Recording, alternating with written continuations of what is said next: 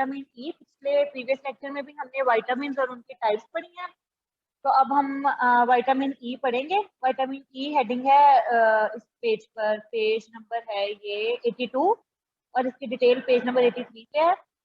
तो vitamin E जो है, जितना हमने हर विटामिन का फंक्शन पढ़ा है ना कि उसकी डेफिनेशन क्या है, उसके उसके लिए और अलग से नेम्स कौन से यूज होते हैं, प्लस उसके सोर्सेज क्या है, उसका अगर हाई लेवल हो जाए तो उसके क्या कॉन्सिक्वेंसेज होते हैं, और अगर उसका लो लेवल हो जाए तो उसके क्या कॉन्सिक्वेंसेज होते हैं। तो इतना ही जो बाकी के विटामिन हैं उनके बारे में भी हमने इतना डिटेल पढ़नी है कि उनकी डेफिनेशन क्या, उनके जो सेकंड नेम के अदर नेम्स हैं वो क्या क्या हैं, और उनके लिए जो है वो अगर उनका हाई लेवल हो या लो लेवल हो तो उससे हमारी बॉडी पे क्या क्या इफेक्ट हो सकता है। तो विटामिन ई आज हम स्टार्ट करते हैं।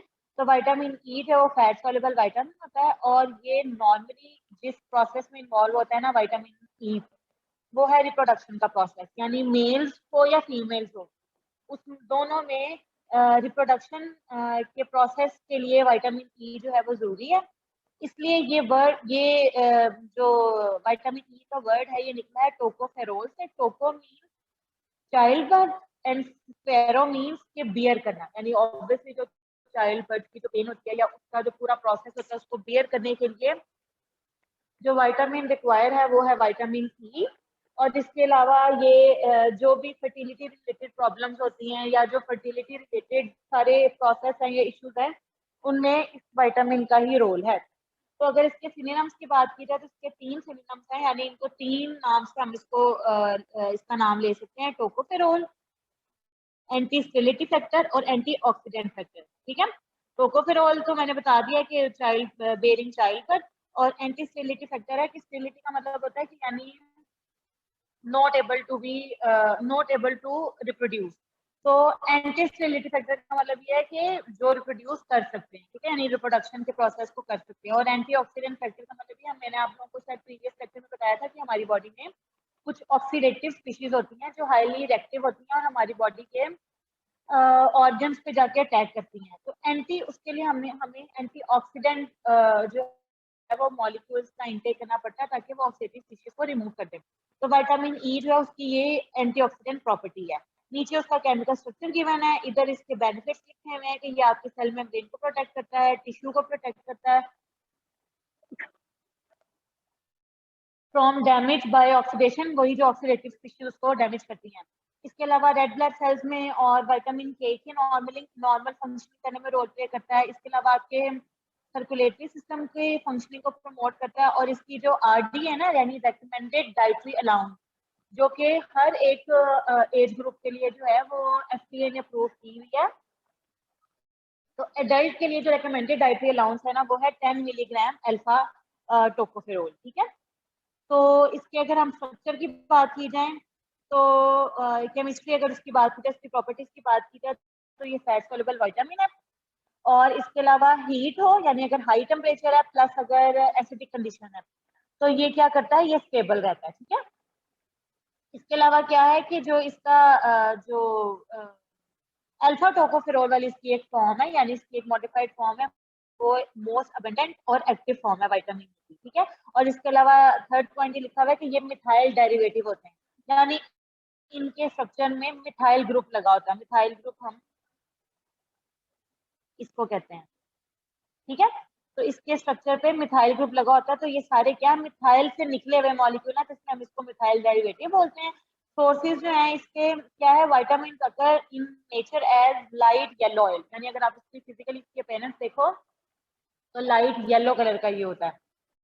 अब विटामिन ई की अगर आप लोग कैप्सूल देखे हुए, अगर आपने कभी उनको प्रिक किया, उससे ऑयल निकाला हो, तो आपको पता चल जाएगा कि वो थोड़ा सा लाइट येलो कलर का ऑयल होता है।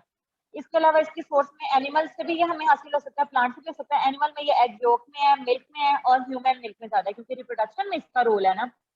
तो जब मदर जो है वो न्यू बॉर्न को जब फीड करवाती है, तो उसमें मदर से सारा का सारा उसके मदर मिल्क के थ्रू जो है वो बच्चे में जो है वो विटामिन ई पास ऑन हो जाता है।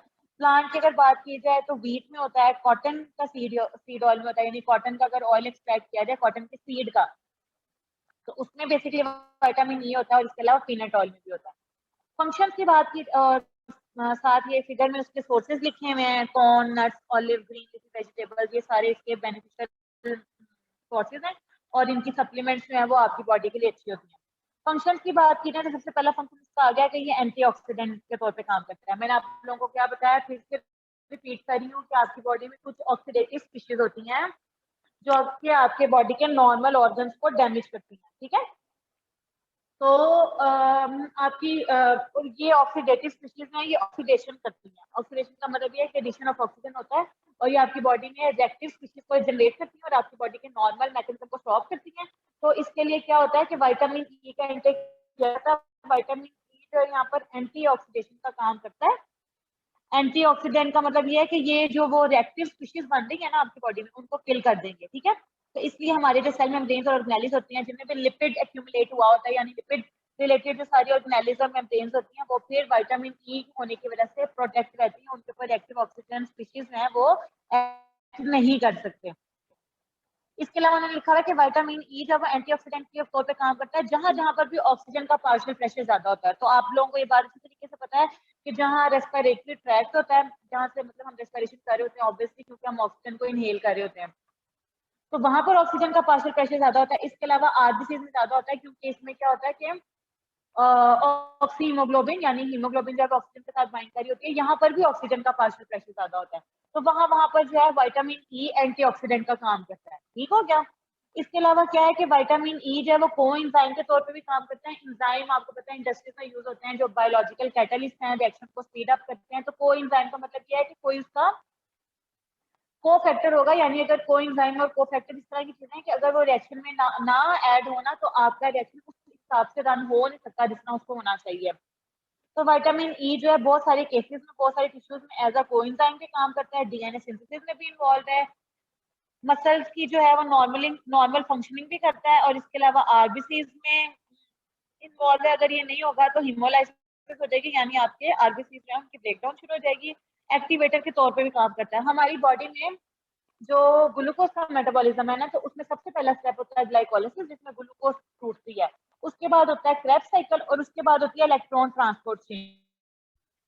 तो इलेक्ट्रॉन थोड़ा सा बना के आप लोगों को बता देती हूँ कि सबसे पहले होती है ग्लाइकोलाइसिस,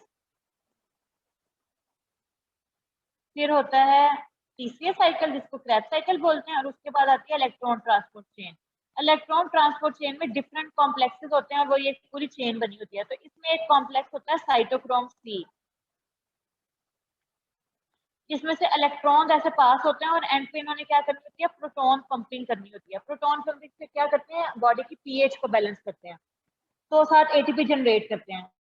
एटीपी प्रोडक्शन जो है वो बेसिकली ग्लाइकोलाइसिस का या इसका कार्बोहाइड्रेट मेटाबॉलिज्म का जो है वो एंड रिजल्ट ये होता है। तो साइटोक्रोम सी रिडक्टेज एंजाइम है कि उसका भी क्या है, उसकी एक्टिवेशन में इन्वॉल्व होता है विटामिन, ठीक है।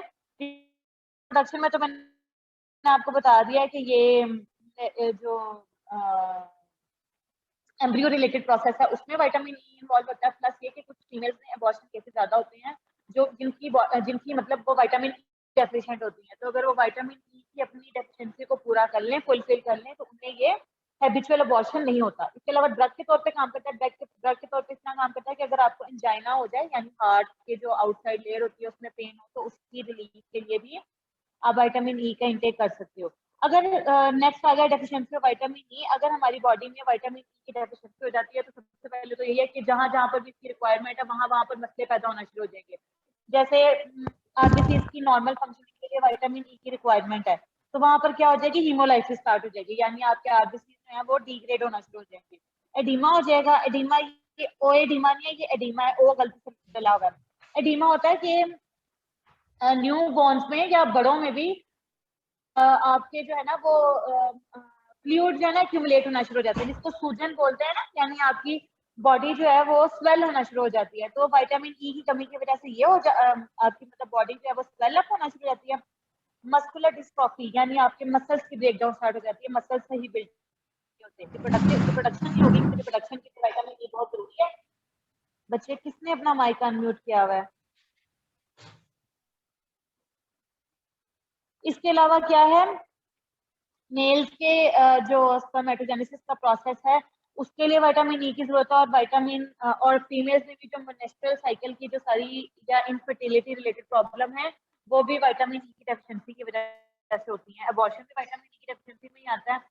इसके अलावा क्या है, लिवर नेक्रोसिस। लिवर नेक्रोसिस का मतलब ये है कि अगर लिवर सेल्स डैमेज हो जाए, वो भी अगर विटामिन ई की डेफिशिएंसी होगी है तो उससे भी लिवर डैमेज हो जाता है। इसके अलावा क्या, प्री मेच्योर इन्फेंट्स यानी जो 7th मंथ यानी गेस्टेशन पीरियड में ही जो न्यूबॉर्न पैदा हो जाते हैं वो भी विटामिन ई की डेफिशिएंसी की वजह से होते हैं और उनकी ग्रोथ और रिप्रोडक्शन रिटार्ड होती है, नॉर्मल नहीं होती है। यूजेस की अगर बात की जाए तो ये विटामिन ई को रिसेंटली डिस्कवर हुआ है कि विटामिन ई को किन किन चीजों के लिए यूज किया जाता है। नॉक्टर्नल मसल क्रैम्प्स यानी जब आपकी बॉडी में मसल क्रैम्प्स पड़ जाते हैं तो उसके लिए उनको खत्म करने के लिए विटामिन ई का यूज किया जाता है। इसके अलावा इंटरमिटेंट क्लॉडिकेशन, ये जो आपके काफ मसल्स होते हैं या आपके हिप मसल्स होते हैं या आपके नीज के मसल्स होते हैं, इनके इन मसल्स की ट्रीटमेंट के लिए भी विटामिन ई को यूज किया जाता है। इसके अलावा फिब्रोसिस्टिक ब्रेस्ट डिजीज, फिब्रोसिस्टिक जो है ये भी मसल डिजीज है, इसमें भी आप विटामिन ई प्रोटेक्ट करती है। और एथरोस्क्लेरोसिस जिसमें क्या होती है आपकी वेसल्स और टिश्यूज डैमेज हो जाते हैं, उसमें भी विटामिन ई को जो है एज अ सप्लीमेंट के तौर पे यूज किया जाता है। टॉक्सिसिटी की बात की जाए तो टॉक्सिसिटी जो है वो विटामिन ई की अभी तक नहीं देखी गई, तो विटामिन ई के मोस्टली टॉक्सिक इफेक्ट्स नहीं है। ठीक है, नेक्स्ट आपका विटामिन आ जाता है विटामिन के। विटामिन के का दूसरा नाम है कोगुलेशन विटामिन। कोगुलेशन विटामिन का मतलब ये है कि जब भी आपकी बॉडी में कोई कट होता है, कोई इंजरी होती है या कोई वुंड होता है, ठीक है, तो विटामिन के फैक्टर की वजह से जो आप देखते हो ना कि ब्लीडिंग हो रही है, ब्लीडिंग हो रही है, थोड़ी देर के बाद आप ऑब्जर्व करते हो कि आपकी खून निकलना बंद हो गया है, तो क्या होता है कि आपकी बॉडी के कुछ ब्लड क्लॉटिंग फैक्टर्स होते हैं जो कि आते हैं और आपकी बॉडी को क्लॉट वहां पर आके क्लॉटिंग कर देते हैं, प्लेटलेट्स जनरेट कर देते हैं और खून निकलना खुद ब खुद बंद हो जाता है। तो जिन लोगों के अंदर विटामिन के की डेफिशिएंसी होती है, उनकी उस डेफिशिएंसी की वजह से क्लॉटिंग नहीं हो पाती है, यानी खून निकलना बंद नहीं होता, ब्लीडिंग होती रहती है। तो आपको पता है कि एक्सेसिव अगर ब्लीडिंग होगी तो उससे ब्लड लॉस होगा, ब्लड लॉस होगा तो आपकी बॉडी वीक हो जाएगी। तो इसलिए अगर ब्लड लॉस को रोकना है तो उससे उससे उसमें जो सबसे इम्पोर्टेंट फैक्टर है या जो सबसे इम्पोर्टेंट विटामिन है वो विटामिन के। तो विटामिन के जो है वो कोगुलेशन विटामिन है जो कि हेमरेज को प्रिवेंट करता है। हेमरेज का मतलब ये होता है ना कि जो आपकी ब्लड वेसल्स हैं वो बर्स्ट हो जाती हैं, जो हेमरेज कॉज हो जाता है। तो विटामिन के जो है वो हेमरेज को रोकता है और अगर इसकी डेफिशिएंसी हो जाए तो उससे आपकी बॉडी में हाइपर थ्रोम्बिनीमिया हो जाता है। थ्रोम्बिन एक ऐसा क्लॉटिंग फैक्टर है जो जब भी वुंड या कट लगता है सबसे पहले रिलीज होता है और उस कट वाली जगह पर आके ना क्लॉटिंग कर देता है। तो अगर इस विटामिन के की डेफिशिएंसी हो जाएगी तो आपकी बॉडी में ये क्लॉटिंग फैक्टर जो है वो ब्लड की क्लॉटिंग नहीं कर पाएगा और आपका जो है वो प्रोथ्रोम्बिन टाइम प्रोलॉन्ग हो जाएगा। यानी प्रोलॉन्ग का मतलब ये है कि वो लंबा चलता जाएगा, वो रिलीज ही नहीं होगा, क्लॉट ही नहीं करेगा। सिनोनिम अगर इसकी बात की जाए तो इसके सिनोनिम के लिए जो दूसरा वर्ड यूज होता है वो है anti haemorrhagic vitamin. Anti haemorrhagic vitamin का मतलब ये है कि जो हेमरेज के अगेंस्ट काम करता है, यानी हेमरेज को रोकता है। हेमरेज के ऑपोजिट है, हेमरेजेस नहीं होने देता। इसके अलावा कोगुलेशन विटामिन है कि जहां पर भी ब्लड क्लॉटिंग रिक्वायर होगी वहां पर ही आके क्लॉट कर देगा। फूड सोर्सेज की बात की जाए तो जितने भी ग्रीन वेजिटेबल्स है ना, लीफी वेजिटेबल्स, ये उसका सोर्स है। इसके अलावा दालें वगैरह भी इसका सोर्स है। केमिकल स्ट्रक्चर इसका गिवन है, इसकी आपने प्रैक्टिस कर लेनी है। केमिस्ट्री की बात की जाए तो विटामिन के जो है वो फैट सॉल्युबल विटामिन है, यानी फैट में सॉल्युबल होता है, हीट स्टेबल है यानी हाई टेम्परेचर पे अपने आप को स्टेबलाइज कर लेता है, लेकिन लाइट से सेंसिटिव है। ठीक है, लाइट में नहीं ये सर्वाइव कर सकता और इसके अलावा ये ऑक्सीडाइजिंग एजेंट के तौर पे भी काम करता है। ऑक्सीडाइजिंग एजेंट का मतलब ये है जो खुद दूसरों को ऑक्सीडाइज करता है, यानी दूसरों के अंदर ऑक्सीजन ऐड करता है और खुद रिड्यूस हो जाता है, खुद में हाइड्रोजन ऐड कर लेता है। ठीक हो गया। इसकी 3 फॉर्म्स एग्जिस्ट करती हैं, K1, K2, K3। K1 जो है वो प्लांट ओरिजिन से मिली है, K2 बैक्टीरियल ओरिजिन से हमें मिली है। K1 कहाँ से मिली है? प्लांट ओरिजिन से। K2 मिली है बैक्टीरियल ओरिजिन से। K3 मिली है सिंथेटिक प्रोडक्ट से जो आर्टिफिशियली बनते हैं। तो K1 से जो मिली है उसमें विटामिन ई का नाम है फाइलोक्विनोन, जो उसको आइसोलेट किया गया है कहाँ से? एल्फा प्लांट से। ठीक है, ये प्लांट के स्पेशल का साइंटिफिक नेम है। उससे इसको आइसोलेट किया गया है, तो उसको आइसोलेशन के बाद इसको विटामिन ई की फॉर्म दी जाती है। बैक्टीरियल ओरिजिन की बात की जाए तो मैना क्विनोन इसका नाम है या फिर इसका दूसरा नाम है फ्रेनोक्विनोन। सिंथेटिक प्रोडक्ट में से ये मैनाडायोन से मिला है और इसके अलावा ये क्या कन्वर्ट हो जाता है एनाक्विनोन में और फाइलोक्विनोन में, और ये सारी क्या है, ये सारी विटामिन ई की फॉर्म है। इन सब के अंदर विटामिन ई की एक्टिविटी है। सोर्स की बात की जाए तो मैंने आप लोगों को बताया है कि प्लांट्स में जो सारे ग्रीन लीफी वेजिटेबल्स होते हैं, ग्रीन फ्रूट्स या वेजिटेबल्स हैं, ये इसका सोर्स है। एनिमल्स की बात की जाए तो फिश में, मिल्क में, मीट में, एग यॉक में, सब में ये पाया जाता है। इसके अलावा इसकी एंडोजेनस जो है वो बात की जाए, यानी एंडोजेनस का मतलब है कि बॉडी खुद कैसे सिंथेसाइज करती है, तो वो इंटेस्टाइनल बैक्टीरिया यानी इकोलाई, इकोलाई जो है वो इंटेस्टाइन में जाके ग्रो करता है, वहां पर जो है विटामिन ई की प्रोडक्शन, विटामिन के की प्रोडक्शन होती है, तो यहाँ इसमें भी इसका रोल है। फंक्शन की बात की जाए तो सबसे इंपॉर्टेंट फंक्शन, जो सबसे मेजर फंक्शन आपकी बॉडी में है, वो ब्लड क्लॉटिंग फैक्टर का है। तो ये असल में ब्लड क्लॉटिंग फैक्टर प्रोड्यूस कौन कौन से करता है? ब्लड क्लॉटिंग फैक्टर 2, 7, 9 एंड 10, इनकी आपकी बॉडी में फॉर्मेशन करता है। तो इसका मतलब ये है कि जो फैक्टर 2 है ना, फैक्टर 2 यहाँ पे लिखा हुआ है, इसका नाम है प्रोथ्रोम्बिन, इसकी एक्टिवेशन करता है, 7 की करता है, 9 की करता है, 10 की करता है, और ये सारे ब्लड क्लॉटिंग फैक्टर बनते हैं लिवर से। तो जब जब आपकी बॉडी में इंजरी या कट या वुंड होता है, ब्लीडिंग हो रही होती है, तो वहां विटामिन के इन फैक्टर्स को रिलीज करता है और वो फैक्टर्स वहां पर जाके क्लॉटिंग कर देते हैं। और बेसिकली ये क्लॉटिंग फैक्टर्स क्या है? ये प्रोटीन्स हैं, ठीक है। तो विटामिन के जो है ना, वो विटामिन के इन प्रोटीन्स की पोस्ट ट्रांसलेशनल मॉडिफिकेशन करता है, यानी उनको फुली मॉडिफाई करता है, ठीक है, ताकि वो क्लॉटिंग कर सके। ठीक हो गया। इसके अलावा इलेक्ट्रॉन ट्रांसपोर्ट चेन में भी इसका रोल है, जैसे हमने इसमें पढ़ा था ना, विटामिन ई जो cytochrome C oxidase, sorry reductase, उसका कोएंजाइम है। तो जो विटामिन के है ना, वो कोएंजाइम क्यू, ये भी एक इसके इलेक्ट्रॉन ट्रांसपोर्ट चेन का दरमियान में एक कॉम्प्लेक्स है, उसको एड करता है, ठीक है, यानी उसकी इंपॉर्टेंट, उसकी अंदर फोटोसिंथेटिक प्रोसेस के लिए इंपॉर्टेंट है। रेस्पिरेटरी मैकेनिज्म की बात की जाए तो रेस्पिरेटरी मैकेनिज्म में भी विटामिन के नॉर्मली इन्वॉल्व है और फोटोसिंथेटिक प्रोसेस का जो है इंपॉर्टेंट कंपोनेंट है। डेफिशिएंसी की बात की जाए तो डेफिशिएंसी बहुत ज्यादा है। अगर आपकी जो है विटामिन के अगर आपने इनटेक नहीं है या आपकी बॉडी सिंथेसाइज नहीं कर रही है, तो उससे आपको हाइपो प्रोथ्रोम्बिनेमिया हो जाएगा, यानी प्रोथ्रोम्बिन लो अमाउंट में प्रोड्यूस होगा। तो प्रोथ्रोम्बिन अगर लो अमाउंट में प्रोड्यूस होगा तो आपकी अनकंट्रोलेबल आपका हेमरेज होता जाएगा, यानी अनकंट्रोलेबल ब्लीडिंग होगी, आपकी बॉडी जो है वो ब्लीडिंग से प्रोटेक्ट नहीं रहेगी, क्लॉटिंग नहीं हो सकेगी। इसके अलावा क्या है कि प्रोथ्रोम्बिन का रिलीज होने का टाइम जो है वो प्रोलोंग हो जाएगा, ठीक है। नॉर्मली जो है ना वो 12 to 15 सेकंड होता है, लेकिन विटामिन के की डेफिशिएंसी की वजह से उसका रिलीजिंग टाइम 30 सेकंड हो जाएगा। तो अब आप ये देखो कि 30 सेकंड तक जो है आपका ब्लीडिंग होती जा रही है, प्रोथ्रोम्बिन रिलीज नहीं हो रहा है, तो इसकी वजह से क्या होगा, आपका ब्लड टाइम पे क्लॉट नहीं हो सकेगा। महापारा बच्चे, आपको क्या इशू है? आप बार बार माइक अनम्यूट कर रहे हो, मैं आपको मीटिंग से निकाल दूंगी इस तरह।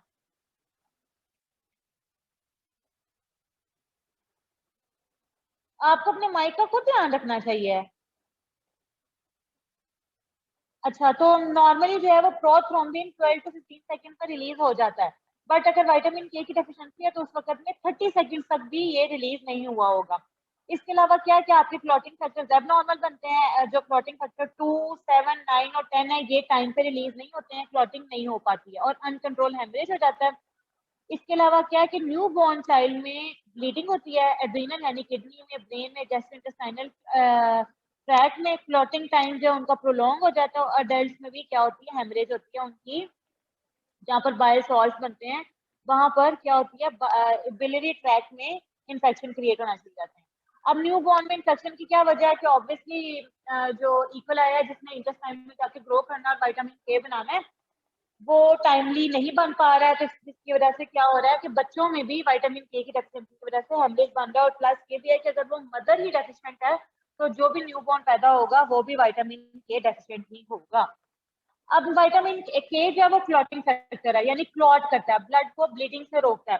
तो इससे ऑपोजिट वाले फैक्टर्स कौन से होंगे? जो क्लॉटिंग नहीं करते हैं यानी ब्लीडिंग करवाते हैं, तो वो कौन कौन सी ड्रग्स हैं? हेपरिन है, वार्फरिन है, डिकोमेरोल है। ये सारे वो फैक्टर्स हैं जो कि एंटी विटामिन के हैं, यानी जो क्लॉटिंग नहीं होने देते हैं, ये एंटी क्लॉटिंग फैक्टर्स हैं, यानी ब्लीडिंग करवाते हैं। और अगर टॉक्सिसिटी की बात की जाए तो अगर विटामिन के की कमी होती है तो हीमोलिटिक एनीमिया रैट्स में हो जाता है। रैट्स मतलब चूहों में जो है वो भी हीमोलिटिक हो जाती है, यानी एनीमिया, रेड ब्लड सेल्स की कमी हो जाती है। इन्फेंट्स में कैरनेक्टर्स का मतलब ये कि कैराटिन की जो है वो डेफिशिएंसी हो जाती है। रेस्टलेसनेस हो जाती है, मतलब बेचैनी रहती है, इरिटेबिलिटी और रैशेस क्रिएट हो जाते हैं, और मेंटल रिटार्डेशन भी हो जाती है अगर विटामिन के जो है वो नॉर्मली आपकी बॉडी में हाई अमाउंट में प्रेजेंट है। विटामिन के की अगर टॉक्सिक लेवल यानी उसका अगर हाई अमाउंट हो गई है। यहाँ पर हो गया आपका विटामिन के फिनिश। नेक्स्ट है आपका विटामिन सी। विटामिन सी का दूसरा नाम है एस्कॉर्बिक एसिड। ये आप लोगों ने बड़ा फेमस है, आप लोगों ने सुना होगा कि विटामिन सी नॉर्मल ग्रोथ के लिए बहुत जरूरी है। इसके अलावा फ्रूट्स में, वेजिटेबल्स में, ग्रीन फ्रूट्स में, वेजिटेबल्स में जो है विटामिन सी बहुत पाया जाता है। विटामिन सी वाटर सॉल्युबल होता है और एंटी स्कॉर्ब्यूटिक विटामिन है, यानी एंटी स्कॉर्ब्यूटिक का मतलब ये सकरवी को रोकता है। सकरवी एक ऐसी डिजीज है जो विटामिन सी की वजह से होती है, विटामिन सी की डेफिशिएंसी की वजह से। और सकरवी में क्या होता है कि आपकी बॉडी जो है वो ड्राई हो जाती है, खुश्क हो जाती है, रैशेस क्रिएट होना शुरू हो जाते हैं, और आपकी बॉडी की जो स्किन है वो वाइटिश सी होना शुरू हो जाती है। तो वो इस तरह का वो पेशेंट जो होते हैं उनको देख के पता चल जाता है कि इसको सकरवी है, यानी विटामिन सी डेफिशिएंट है। केमिकल स्ट्रक्चर की और केमिस्ट्री की बात की जाए तो ह्यूमन बॉडी में जो विटामिन सी पाया जाता है वो एल एस्कॉर्बिक एसिड है। इसके अलावा इसकी एक्टिव फॉर्म को एस्कॉर्बेट एसिड बोलते हैं, और हमारी बॉडी जो है वो विटामिन सी नहीं बना सकती है, unable to synthesize vitamin C. इसका मतलब ये है कि अगर हमारी बॉडी नहीं बना सकती है तो हमें आउटसाइड सोर्स से डाइट में विटामिन सी को इनटेक करना पड़ेगा। इसके अलावा क्या लिखा हुआ है केमिस्ट्री में बात करें तो ये स्ट्रॉन्ग रेड्यूसिंग एजेंट है, यानी दूसरों को रिड्यूस करेगा, दूसरों में हाइड्रोजन ऐड करेगा और खुद ऑक्सीडाइज होगा। ठीक हो गया। इसके अलावा क्या है कि अगर आपकी बॉडी में फ्रीजिंग टेम्परेचर हो जाता है या अगर आपकी बॉडी में डिहाइड्रेशन हो जाती है तो विटामिन सी से उसका इफेक्ट नहीं होता है, यानी विटामिन सी हाई टेम्परेचर को लो टेम्परेचर को बर्दाश्त कर सकता है। अगर ठंड है तो लो टेम्परेचर हुआ ना, तो विटामिन सी लो टेम्परेचर को बर्दाश्त कर सकता है, और सॉलिड फॉर्म में ये स्टेबल है, और एसिडिक सोल्यूशन में भी स्टेबल है, लेकिन अल्कलीन सोल्यूशन में ये डिस्ट्रॉय हो जाता है, यानी बेसिक सोल्यूशन में डिस्ट्रॉय हो जाता है, एसिडिक सोल्यूशन में ये स्टेबल अपने आप को रखता है। सोर्स की बात की जाए तो प्लांट सोर्स में ऑरेंज, लेमन, ग्रेप, गुआवा, ये सारे इसके मतलब ये सारे जो वेज फ्रूट्स हैं ये इसके सोर्स हैं। वेजिटेबल्स में tomato, cabbage, onion, green peas, beans यानी दालें वगैरह, ये सब इसके सोर्स हैं। एनिमल सोर्स की बात की जाए तो लिवर, एनिमल्स के जो लिवर, उनकी किडनी, उनके एड्रिनल ग्लैंड्स, ये भी विटामिन सी का सोर्स है। फंक्शंस की बात की जाए तो इंट्रासेलुलर सब्सटेंसेस में ये क्या करता है, जो आपकी बॉडी में आपने कोलेजन का नाम सुना होगा, कि जो कोलेजन होता है यानी जो आपके बोन्स और मसल्स के जो मैस होता है, जो कनेक्टिव टिश्यूज का मैस होता है, उसको कोलेजन बोलते हैं। तो कोलेजन जो है वो आपकी बॉडी को सपोर्ट प्रोवाइड करता है, स्ट्रेंथनिंग प्रोवाइड करता है। तो विटामिन सी उसका गुड सोर्स है। इसके अलावा वुंड रिपेयरिंग में भी, यानी अगर आपकी बॉडी में जख्म हो जाए, ब्लीडिंग हो जाए, तो उसमें भी ये रिपेयरिंग प्रोसेस करता है। इसके अलावा क्या है, इसके अलावा ये है कि हिमेटोपोइसिस करता है। हिमेटोपोइसिस का मतलब ये है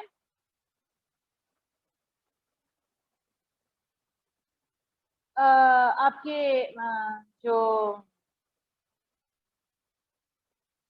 जो आपके जो टिश्यूज हैं उनकी फॉर्मेशन करता है, यानी अगर आपकी बॉडी में विटामिन सी की कमी होगी है तो उससे क्या होगा, आरबीसी की कमी होगी, एनीमिया होने के चांसेस हैं। तो ये क्या करता है, हिमेटोपोइसिस यानी सेल्स की जनरेशन करता है। ठीक है, यानी सेल्स को डिवाइड करता रहता है जिससे सेल्स की जनरेशन होती है। तो अगर आपकी बॉडी अगर आरबीसी की डेफिशिएंट भी हो जाए ना, तो हिमेटोपोइसिस का मतलब ये है कि सेल्स की न्यू सेल्स की जनरेशन करेगा, स्टेम सेल्स की जनरेशन करेगा। उससे क्या होगा कि आपकी बॉडी कॉम्पनसेट कर लेगी एनीमिया के इफेक्ट को। एंटीऑक्सीडेंट का भी काम करता है, यानी ऑक्सीडेटिव स्पीशीज को खत्म करता है। ग्रोथ में इन्वॉल्व है, बोन्स और टीथ में यानी कैल्शियम और फॉस्फेट की डेपोजिशन करता है। प्रोटीन मैट्रिक्स बनाता है, जिसमें मैंने कोलेजन का बताया कि कोलेजन एक प्रोटीन होती है, आपकी मसल्स और बोन्स के दरमियान में प्रेजेंट होती है, और वहां पर आपकी बोन्स और आपकी मसल्स को आपकी बॉडी को स्ट्रेंथनिंग प्रोवाइड करती है। तो उसमें भी ये जो है विटामिन सी इन्वॉल्व है। इसके अलावा ऑक्सीडेशन रिडक्शन के प्रोसेस, यानी addition of oxygen, removal of hydrogen, या रिडक्शन में क्या होता है, addition of hydrogen, removal of oxygen, इन प्रोसेसेस में भी विटामिन सी इन्वॉल्व है। आयरन की एब्जॉर्प्शन और उसकी मोबिलाइजेशन में भी इन्वॉल्व है, यानी आयरन को रिड्यूस कर देती है Fe3+ से Fe2+ की फॉर्म में। और इसके अलावा इंटेस्टाइन में जहां जहां पर भी आयरन की रिक्वायरमेंट है और इसकी मोबिलाइजेशन, यानी जहां जहां पर भी आयरन ने मूव करना, आयरन आपकी बॉडी का बहुत इंपॉर्टेंट फैक्टर होता है, हीमोग्लोबिन के लिए तो बहुत इंपॉर्टेंट फैक्टर है, आरबीसी के लिए तो वहां पर ये अपना काम करता है। इसके अलावा क्या फॉलिक एसिड में कन्वर्ट हो जाता है। फॉलिक एसिड जो है वो आपकी बॉडी में आपकी बॉडी की नॉर्मल ग्रोथ और रिप्रोडक्शन के लिए जरूरी है। तो फीमेल्स में फॉलिक एसिड रेकमेंड किया जाता है कि जब वो प्रेग्नेंट हो तो वो फॉलिक एसिड का इंटेक करें, कि उससे क्या हो जाएगा, उससे आपके जो एम्ब्रियो है उसकी जनरेशन अच्छी हो सकेगी, एम्ब्रियो की रिप्रोडक्शन अच्छी होगी। तो ये विटामिन सी फॉलिक एसिड का भी कंपोनेंट है। इसके अलावा जब भी आपकी बॉडी में स्ट्रेस की कंडीशन होती है तो विटामिन सी का लॉस होता है। तो इसलिए जो है स्ट्रेस कंडीशन में विटामिन या फीवर या इन्फेक्शन के केस में विटामिन सी का इंटेक ज्यादा करना चाहिए। इसके अलावा ये कोएंजाइम्स के तौर पे भी एक्ट करता है बहुत सारे फैक्टर्स में। और इसके अलावा क्या है कि जब आपकी बॉडी में डिटॉक्सिफिकेशन की रिक्वायरमेंट होती है, यानी डिटॉक्सिफिकेशन का मतलब है कि हार्मफुल केमिकल्स को रिमूव करना, तो अक्सर आप लोगों ने देखा होगा कि डिटॉक्सिफायर बनाते हैं, यानी पानी के अंदर आप लेमन और पुदीना और आपको कहा जाता है जो कुकम्बर है उसके स्लाइसेस आप ऐड करो तो वो डिटॉक्सिफायर बन जाता है। तो ये डिटॉक्सिफिकेशन से आपकी बॉडी क्या होती है कि हार्मफुल केमिकल्स और अनरिक्वायर्ड जो न्यूट्रिएंट्स होती है उससे वो आपकी बॉडी से क्लीन आउट हो जाते हैं। तो ये जो सारी ग्रीन चीजें हैं, लेमन हो गया, कुकम्बर हो गया, पुदीना हो गया, इन ये सब क्या है, बेसिकली ये सारे विटामिन सी का सोर्स है। तो इसका मतलब है कि विटामिन सी आपकी बॉडी से डिटॉक्सिफिकेशन भी कराता है। अच्छा, अगर अब डिजीज कंडीशन की बात की जाए तो सकर्वी हो जाती है। मैंने आप लोगों को बताया कि अगर आपकी विटामिन सी की डेफिशिएंसी हो जाए तो उससे आपकी बॉडी में सकर्वी हो जाता है, यानी आपकी बॉडी जो है वो ड्राई हो जाती है और अजीब मतलब हो जाती है। ठीक है। इसके अलावा हीमोरेजिक टेंडेंसीज का मतलब ये है कि आपकी बॉडी में हेमरेजेस होना शुरू हो जाते हैं और वेसल्स डैमेज होना शुरू हो जाती है और ब्लड और जो मेम्ब्रेन का जो लैमिना होता है ना वो डिस्ट्रॉय होना शुरू हो जाता है। ठीक है। इसके अलावा क्या है कि आपकी बॉडी में वुंड हीलिंग नहीं होती है। इसके अलावा क्या क्या टीथ और गम्स में भी आपकी बॉडी में स्वेलिंग होना शुरू हो जाती है, पर्पलिश हो जाते हैं, स्वोलन हो जाते हैं। स्किन आपकी चेंज हो जाती है, बोन ग्रोथ, बोन सही तरह से डेवलप नहीं होती है। ठीक है। इसके अलावा क्या गैस्ट्रोइंटेस्टाइनल में हेमेटोमेसिस होना शुरू हो जाती है, यानी आपके सेल्स डैमेज होना शुरू हो जाते हैं, नर्वस चेंजेस आ जाती हैं, आपके मस्कुलर जंक्शंस में जो है ये इन्वॉल्व होता है विटामिन सी, तो वो प्रॉपर नहीं होते हैं। और नॉन स्पेसिफिक सिम्टम्स क्या है, यानी जो नॉर्मली हो जाते हैं। अच्छा, तो हम अभी विटामिन सी को ही कंटिन्यू कर रहे थे। तो अगर हम उसकी टॉक्सिसिटी की बात करें कि अगर आपकी बॉडी में विटामिन सी का लेवल जो है वो बहुत ज्यादा हो जाए तो उससे क्या होता है कि एरिथ्रोसाइट्स ऑफ प्रीमेच्योर इन्फेंट्स में be at greater risk for oxidation, यानी क्योंकि ऑक्सीडेटिव स्पीशीज आपकी बॉडी में बढ़ जाएंगी तो उससे क्या होगा, जो न्यू बॉर्न इन्फेंट्स है ना उनमें, न्यू बॉर्न या जो इन्फेंट्स है यानी जो प्रीमेच्योर पैदा हो जाते हैं तो उनमें ऑक्सीडेशन डैमेज होना शुरू हो जाता है, यानी रिएक्टिव ऑक्सीजन स्पीशीज बढ़ जाती हैं। इसके अलावा क्या हो जाता है कि एस्कॉर्बिक एसिड जो है ना वो आपकी बॉडी में ठहरता नहीं है, बल्कि वो क्या करता है, वो आपकी यूरिन में रिलीज होना शुरू हो जाता है। इसके अलावा क्या है कि आपकी बॉडी में यूरेट और ऑक्सलेट के किडनी में ये स्टोन्स बनते हैं, तो ये स्टोन्स बनना शुरू हो जाते हैं, जिसकी वजह से क्या होता है कि आप तब भी आपकी बॉडी में ग्रोथ नहीं हो सकेगी और आप सर्वाइव नहीं कर सकोगे। तो ये सारा यहाँ तक था विटामिन सी का। अब रिकॉर्डिंग कट हो गई है तो प्रीवियस जो पहले वाला सारा पोर्शन है वो प्रीवियस रिकॉर्डिंग में हो गया है और अब वाला ये थोड़ा सा इसकी टॉक्सिसिटी का पार्ट रह गया था तो वो इस रिकॉर्डिंग में हो जाएगा। नेक्स्ट आपका आ जाता है विटामिन बी1। तो विटामिन बी1 जो है वो वाटर सॉल्युबल विटामिन है। इसकी डेफिशिएंसी से क्या हो जाती है, बेरी बेरी हो जाती है। ठीक है, अभी मैं बताती हूँ बेरी बेरी क्या होती है, अभी आगे इसमें लिखा होगा।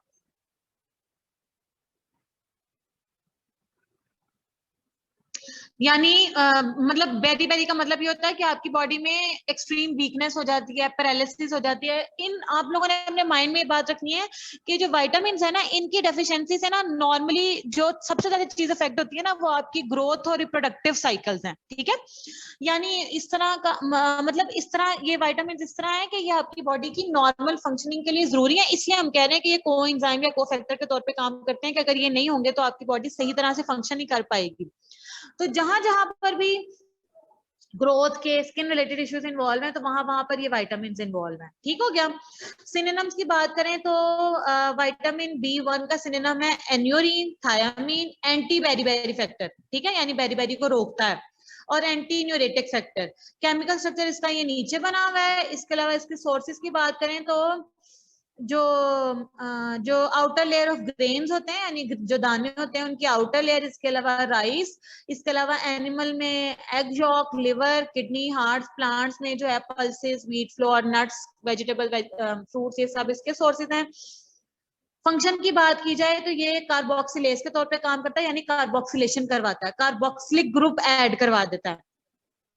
तो इसका मतलब ये है कि ये जो आपका इंपॉर्टेंट रिएक्शन है जिसमें ग्लाइकोलाइसिस में जब ग्लूकोज से पायरुवेट बनता है, और पायरुवेट जो है वो एसिटाइल को OA के साथ रिएक्ट करता है, तो फिर उसके बाद क्या बनता है, सिट्रिक एसिड, अल्फा कीटोग्लूटारेट, और ये क्या होता है, कार्बन मोनोऑक्साइड रिलीज हो जाती है। तो इसमें क्या हो रहा है कि इसने जो है ये कार्बोक्सिलिक ग्रुप जो है वो सिट्रिक एसिड को डोनेट कर देता है। ठीक है, तो यानी कार्बोक्सिलेशन हो जाती है सिट्रिक एसिड की। इसके अलावा किसके तौर पे काम करता है, ट्रांसकीटोलेज के तौर पे काम करता है, यानी ये कीटो ग्रुप को ट्रांसफर कराता है। ठीक है, तो पेंटोज फॉस्फेट पाथवे जो है ये शुगर के मेटाबॉलिज्म का पाथवे होता है। तो इसमें जो है ये एंजाइम एक्शन के तौर पे काम करता है, यानी एंजाइम्स का कोफैक्टर है, एंजाइम्स की हेल्प करता है। फैट्स की कन्वर्जन में हेल्प करता है, यानी जो कार्बोहाइड्रेट्स, जो फैट कार्बोहाइड्रेट्स और प्रोटीन में कन्वर्ट होते हैं उनमें ये एड करता है। ग्रोथ में, नॉर्मल ग्रोथ और डेवलपमेंट में रोल प्ले करता है। जो आपका सेंट्रल वस्कुलर सिस्टम है, यानी जो हार्ट के से रिलेटेड जो सारे आपके टिश्यूज हैं उनमें ये इसका एक्शन है, और इसके अलावा बेरी को कंट्रोल करता है, यानी जो आपकी वीकनेस और पैरालिसिस होती है उसको कंट्रोल करता है। विटामिन B2 भी वाटर सोल्युबल विटामिन है, और ये क्या, हीट स्टेबल विटामिन है, यानी हीट अगर हाई टेम्परेचर भी होगा तो इस पे स्टेबल रहेगा। और इसकी डेफिशिएंसी से अरेबिफ्लेवोनोसिस हो जाती है, यानी आपके क्या होते हैं, जो ग्रोथ के लिए राइबोफ्लेविन जो है वो जरूरी होता है। ठीक है, राइबोफ्लेविन फैक्टर जरूरी होता है नॉर्मल ग्रोथ, जो रिपेयरिंग सिस्टम होते हैं बेसिकली। तो विटामिन B2 आपकी रिपेयरिंग सिस्टम में इन्वॉल्व है, और आपकी बॉडी में जहां जहां पर भी एनर्जी रिक्वायर होती है वहां पर ये एनर्जी प्रोवाइड करता है। तो इसके सिनोनिम्स में इसका एक राइबोफ्लेविन नाम आ गया और एक लैक्टोफ्लेविन आ गया। केमिकल स्ट्रक्चर इसका थोड़ा सा कॉम्प्लेक्स है। सोर्स तो ये आप देख लेना। सोर्सेज की बात की जाए तो ये liver, kidney, heart, fish, egg, milk, ये सारे इसके सोर्सेज हैं। प्लांट में अगर बात की जाए तो फ्रूट्स, वेजिटेबल, कैरेट्स, ये इसके सोर्सेज हैं। फंक्शन की बात की जाए तो ऑक्सीडेशन रिडक्शन करता है, यानी ऑक्सीडेटिव यानी ऑक्सीडेशन रिडक्शन करवा के आपकी जो है वो बॉडी में बायोलॉजिकल मेटाबॉलिज्म को कंट्रोल करता है। डेफिशिएंसी ऑफ राइबोफ्लेविन, यानी अगर आपकी बॉडी में डेफिशिएंसी हो जाए तो आपके माउथ लेजन्स, यानी माउथ में जो है ना आपके इंजरी होना शुरू हो जाएगी, जिसमें टंग इन्वॉल्व है, आपका ग्लॉटिस इन्वॉल्व है, फेरेंस यानी जहां से आपकी आवाज प्रोड्यूस होती है। वीकनेस होगी, ड्रोजीनेस होगी, लेसिट्यूड यानी आपका जो बिहेवियर है वो अफेक्ट होगा, रेडनेस होगी, शाइनी अपीयरेंस होगी, लिप्स की कैलोसिस हो जाएगी, यानी आपके जो माउथ के जो एंगल्स होते हैं ना, यानी जहां पर आपके दोनों लिप्स मीट कर रहे होते हैं वहां पर लेजन्स होना शुरू हो जाएगी। लेजन्स का मतलब कट पड़ना शुरू हो जाएगा। एंगुलर स्टोमाटाइटिस यानी आपके जो स्टमक में पेन होगी और आपका स्टमक जो है नॉर्मली बिहेव करेगा, और डर्मेटाइटिस स्किन रिलेटेड इश्यूज हो जाएंगे। तो समरी में अगर इसको डिस्कस किया जाए तो इसका मतलब क्या है कि ये वाटर सोल्युबल विटामिन है, स्टेबल होता है एसिड में, न्यूट्रल सोल्यूशन में, हीट में, अल्कलीन सोल्यूशन में स्टेबल नहीं है, बेसिक सोल्यूशन में स्टेबल नहीं है, एनिमल्स और रूट वेजिटेबल्स में मिल जाता है। यूरिन में अगर एक्स्ट्रा अमाउंट में होगा तो यूरिन में एक्सक्रीट आउट हो जाएगा, कोएंजाइम के तौर पे काम करता है, और अगर इसकी डेफिशिएंसी हो जाती है तो उससे ग्लॉटिस यानी आपके जो सारे स्टमक रिलेटेड इश्यूज हैं वो आपके माउथ से लेकर स्टमक रिलेटेड इश्यूज जो हैं वो शुरू हो जाते हैं। नेक्स्ट आ जाता है विटामिन B3 जिसका सेकंड नेम है नियासिन। तो ये वाटर सॉल्युबल विटामिन है, थर्मोस्टेबल है, यानी हाई टेम्परेचर में ये स्टेबल रहता है। इसकी डेफिशिएंसी से प्लेग्रा हो जाता है, प्लेग्रा भी स्किन डिजीज है। सिनोनिम्स की बात की जाए तो निकोटिनिक एसिड है इसका सिनोनिम है, यानी इसको निकोटिनिक एसिड बोलते हैं, नियासिन एमाइड, निकोटिनामाइड भी बोलते हैं, और प्लेग्रा प्रिवेंटिंग फैक्टर भी बोलते हैं क्योंकि ये प्लेग्रा को रोकता है। तो केमिकली हम इसको नियासिन इसलिए बोलते हैं क्योंकि ये पिरिडिन मॉलिक्यूल के ऊपर ये थर्ड पोजीशन के ऊपर कार्बोक्सिलिक एसिड मौजूद होता है, इसलिए इसको नियासिन बोलते हैं। स्ट्रक्चर उसका नाम है। इसके अलावा निसिनामाइड भी बोलते हैं। और इसके अलावा क्या है, in the laboratory it can be prepared by oxidation, oxidation से प्रिपेयर करते हैं, यानी जो निकोटीन होती है अगर उसको किसी स्ट्रॉन्ग ऑक्सीडाइजिंग एजेंट जैसे परमैंगनेट है या नाइट्रिक एसिड है उसके साथ रिएक्ट करवाया जाए तो ये आर्टिफिशियली भी सिंथेसाइज किया जा सकता है। इसके अलावा एनिमल्स और प्लांट में ये वाइडली डिस्ट्रीब्यूट है। तो एनिमल्स के अगर आप लिवर, किडनी और उसका मीट खाते हो तो उससे आपको ये विटामिन नियासिन मिलेगा। प्लांट्स में जो है ड्राइड यीस्ट या लेग्यूम्स यानी जो फलदार सब्जियां होती हैं, पिनट्स में, टोमेटोज में, इन सब में जो है ये विटामिन B3 मौजूद है। फंक्शंस की बात की जाए तो कोएंजाइम के तौर पे एक्ट करता है, यानी कि जो हमारी बॉडी में जो ग्लाइकोलाइसिस का प्रोसेस या इलेक्ट्रॉन ट्रांसपोर्ट चेन का प्रोसेस होता है तो उसमें ये एनर्जी रिच मॉलिक्यूल्स बनते हैं, NAD, NADPH या NADP+, उनका कोफैक्टर है। प्लेग्रा को प्रिवेंट करता है। प्लेग्रा को कैसे प्रिवेंट करता है कि ये रिडॉक्स रिएक्शन जो है वो नॉर्मली करता रहता है। रिडॉक्स रिएक्शन होता है ऑक्सीडेशन रिडक्शन रिएक्शन, यानी ऑक्सीडेशन रिडक्शन रिएक्शंस को रिडॉक्स रिएक्शंस बोलते हैं। तो ये उससे प्रिवेंट कर यानी ये रिडॉक्स रिएक्शंस को कंटिन्यू करता है, तो इससे आपकी प्लेग्रा प्रिवेंट रहती है, यानी आपकी बॉडी स्किन डैमेजेस नहीं होते हैं। इसके अलावा क्या आपका ब्लड कोलेस्ट्रॉल लेवल डिक्रीज हो जाता है जब आप इस विटामिन का इंटेक करते हो। ग्रोथ आपकी प्रॉपर होती है, ग्रोथ के लिए जरूरी है। सेंट्रल नर्वस सिस्टम स्टिमुलेटर है, यानी अगर आपके सेंट्रल नर्वस सिस्टम के डिसऑर्डर से बचना है तो आप विटामिन B3 का इंटेक करो। और वेजोडाइलेटर है, यानी आपकी वेजल्स को डायलेट करता है, ठीक है, जो कि जो है आपको इचिंग सेंसेशन यानी जब बर्निंग सेंसेशन होती है उसमें आपको वेजोडाइलेशन रिक्वायर होती है, तो ये उनका काम करता है। नेक्स्ट आ जाता है विटामिन B6। विटामिन B6 भी वाटर सोल्युबल विटामिन है, हीट स्टेबल विटामिन है और वाइडली डिस्ट्रीब्यूट है आपकी बॉडी में, नेचर में प्रेजेंट है। सिनोनिम्स की बात की जाए तो पेरिडॉक्सिन, पेरिडॉक्सामाइन और पेरिडॉक्सा, ये इसके सिनोनिम्स हैं। इसके अलावा केमिकल स्ट्रक्चर गिवन है। सोर्स की बात की जाए तो प्लांट, एनिमल वही इसके सोर्सेज हैं। फंक्शंस की बात की जाए तो डीकार्बोक्सिलेशन करवाता है, यानी कार्बोक्सिलिक ग्रुप को रिमूव करता है, डी मतलब एब्सेंट कर देता है। ट्रांसएमाइनेशन करवाता है, ट्रांसएमाइनेशन का मतलब ये है कि अमाइनो ग्रुप को ट्रांसफर करता है जहां पर भी अमाइनो एसिड की, अमाइनो ग्रुप की जरूरत होती है। और इसमें उन्होंने बताया था कि कहाँ कहाँ करता है, ऑक्सैलोएसीटेट में, ग्लूटामेट में, और इसके अलावा पायरोवेट और कीटोग्लूटारेट में जो है ट्रांसएमाइनेशन करवाता है। डीएमाइनेशन करवाता है, यानी अमाइनो ग्रुप रिमूव करवा देता है।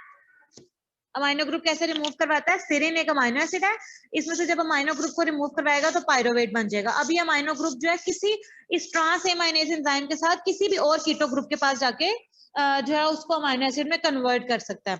इसके अलावा कॉन्डेंसेशन रिएक्शन करवाता है। कॉन्डेंसेशन रिएक्शन का मतलब है दो चीजों को मिलाना, जैसे ग्लाइसिन और सक्सिनाइल को ये मिल रहा है और डेल्टा अमाइनो लिवुलिनिक एसिड बन रहा है, तो ये कॉन्डेंसेशन रिएक्शन का भी काम करता है। इसके अलावा फैटी एसिड सिंथेसिस में इन्वॉल्व है। एराकिडोनिक एसिड और लिनोलिक एसिड, ये सारे क्या है, फैटी एसिड्स हैं। इनकी सिंथेसिस करता है ग्लाइकोजन फॉस्फोराइलेज, यानी ग्लाइकोजन फॉस्फोराइलेज एंजाइम है जो कि ग्लाइकोजन सिंथेसिस करता है, यानी एक्स्ट्रा ग्लूकोज को ग्लाइकोजन में कन्वर्ट करता है जो कि लिवर और मसल्स में स्टोर होती है, तो ये उसका काम करता है। इसके अलावा अमाइनो एसिड बनाने में हेल्प करता है और पोटेशियम आयंस का ट्रांसपोर्ट करता है। और अगर इसकी डेफिशिएंसी अगर हो जाती है विटामिन B6 की तो इससे क्या होगा कि जो आपका ब्लड है उसमें हाइपोक्रोमिक माइक्रोसिटिक एनीमिया यानी ऑब्वियसली एनीमिया हो जाएगा, आरबीसीज नहीं सही डेवलप हो सकेंगे। इसके अलावा जो है गैस्ट्रोइंटेस्टाइनल प्रॉब्लम्स यानी डाइजेस्टिव प्रॉब्लम्स होंगे, ग्रोथ रिटार्ड हो जाएगी, स्किन डर्मेटाइटिस यानी स्किन इश्यूज होना शुरू हो जाएंगे। और इसके अलावा सेंट्रल नर्वस सिस्टम की बात की जाए तो आपको डिप्रेशन हो जाएगा। ठीक हो गया।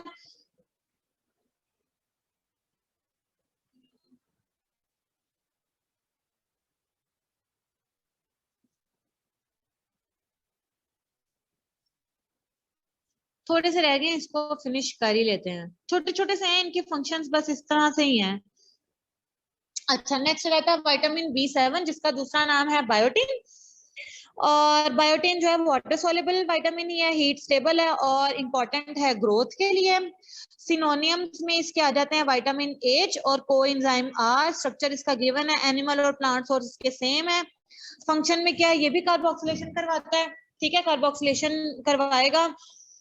तो इसका मतलब ये है कि ये यूरिया साइकिल में इन्वॉल्व है। यूरिया साइकिल में बेसिकली कार्बोक्सिलेशन की जरूरत होती है, तो ये वहां पर कार्बोक्सिलेशन करवा देता है। इसके अलावा प्यूरिन सिंथेसिस करता है जो अमाइनो एसिड्स प्रोटीन बनाती हैं। इसके अलावा लिपिड्स की फॉर्मेशन करता है और डीएमाइनेशन रिएक्शन को, यानी जहां पर भी अमाइनो ग्रुप रिमूव करना होता है थ्रियोनिन, सेरीन और एस्पार्टिक एसिड में, उधर ये ये विटामिन जो है रोल प्ले करता है। इसकी डेफिशिएंसी से क्या हो जाएगा, एनीमिया, कोलेस्ट्रॉल लेवल बढ़ जाएगा, मस्कुलर पेन, डर्माटाइटिस, वही फॉलिंग ऑफ हेयर्स, ये होगा। ये सारों का फंक्शन जो है ना मिलता जुलता ही है। तो आप लोगों ने इनके फंक्शंस को जो है ना गौर से पढ़ना है कि किसी का किसी के साथ मिक्स मत करो, ठीक है, क्योंकि यही बेसिकली जो है ना आपकी चीज एमसीक्यूज में या शॉर्ट आंसर्स में आएगी कि आपने इनको मिक्स नहीं करना है। नेक्स्ट आ जाता है विटामिन B9, जिसका दूसरा नाम है फॉलिक एसिड। वाटर सोलेबल है, हीट स्टेबल है और एंटी एनीमिक फैक्टर है, यानी एनीमिया को रोकता है, ठीक है, आरबीसीज को कम होने से रोकता है। तो सिनोनिम्स में इसका विटामिन M इसका नाम है। केमिस्ट्री की बात की जाए तो इसकी जो एक्टिव फॉर्म जो बॉडी में मौजूद है वो टेट्राहाइड्रोफोलेट है। इसके अलावा उन्होंने क्या लिखा हुआ है कि ये टेरोइल मोनो